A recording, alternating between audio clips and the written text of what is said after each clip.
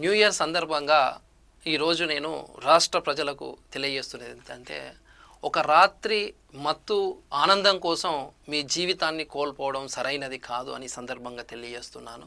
ప్రతి సంవత్సరం new year రోజున వందల కుటుంబాలు కన్నీళ్లతో మిగిలిపోతున్నాయి. ఇది మనం మర్చిపోవద్దు. ఒకసారి జ్ఞాపకం ఉంచుకోండి.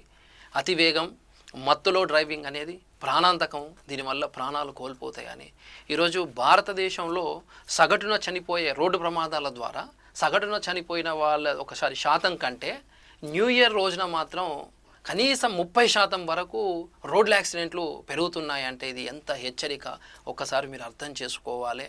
అతివేగం అనేది ఉండకూడదు. డ్రగ్స్ తీసుకొని కావచ్చు, ఈ మత్తు పదార్థాలు తీసుకొని డ్రైవింగ్ చేయొద్దు. ముఖ్యంగా స్పీడ్ డ్రైవింగ్ వల్ల చనిపోతున్న వారిలో 60% మంది యువకులే కావడం ఎంత బాధాకరం. ఒకసారి దేశ భవిష్యత్తే రోడ్లపై బలైపోతుందంటే అర్థం చేసుకోండి. డ్రంక్ అండ్ డ్రైవ్ అంటే కేవలం ఇది ఒక మద్యమే కాదు, ఒక కుటుంబం భవిష్యత్తు అంధకారంలోకి నెట్టివేస్తున్నట్లు ఒకసారి అర్థం చేసుకోండి.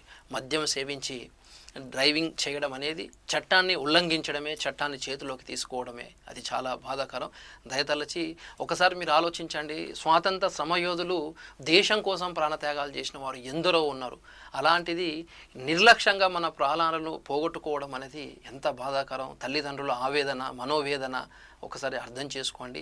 హెల్మెట్ లేకుండా కానీ, bike seat especial seat belt లేకుండా కారు కానీ, హెల్మెట్ లేకుండా బైక్ కానీ నడపకుండా ఉండండి.